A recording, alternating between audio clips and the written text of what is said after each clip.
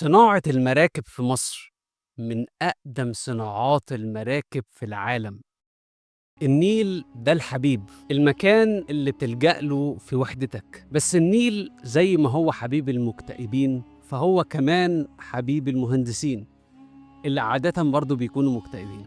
على مر الزمن النيل كان دايما محور حياة المصريين، كانوا بيحاولوا دايما يمشوا فيه ويجروا مع ميته بس من غير ما يتبلوا. بدأوا بأصغر الأفكار، قوارب بسيطة معمولة من البردي وقصب السكر، كانت خفيفة وسهلة زي ما تقول كده عوامة بدائية على شكل مركب. بس مع الوقت العيال كبرت والتجارة كبرت. القصب ممكن عصيره يشيلك من الحر بس ما ينفعش يشيل طوب وزنه أطنان. وهنا دخل الخشب. في الأول المهندسين المصريين كانوا بيستخدموا خشب الصمت المصري، بس مع الوقت كانوا محتاجين يصنعوا مراكب أطول وأقوى، وهنا اضطروا يستوردوا أفخم الأخشاب، خشب الأرز من فينيقيا اللي هي دلوقتي لبنان. النجارين المصريين كانوا عباقرة بجد، كانوا بيقدروا يبنوا مراكب ضخمة من غير ما يستخدموا مسمار معدني واحد.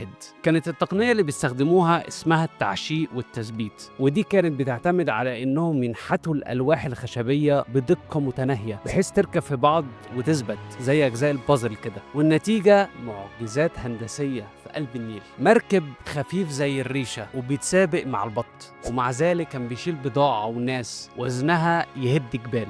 بس كان في مشكلة تانية لازم يواجهوها. المية ماشية من الجنوب للشمال، وده يخلي من الصعب التنقل من الدلتا للصعيد، ولكن المهندسين المصريين نصحتهم ملهاش حدود، واستوعبوا ان على عكس حركة المياه فحركة الهواء بتجري من الدلتا للصعيد. وعشان يمشوا ضد تيار النيل كانوا بيستخدموا شراع كبير يستغل قوة الرياح اللي بتيجي من الشمال. وفي الآخر النيل تياره بيشيلك للشمال وهواه بيسلمك للجنوب.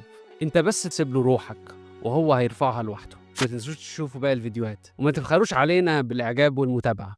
سلام عليكم.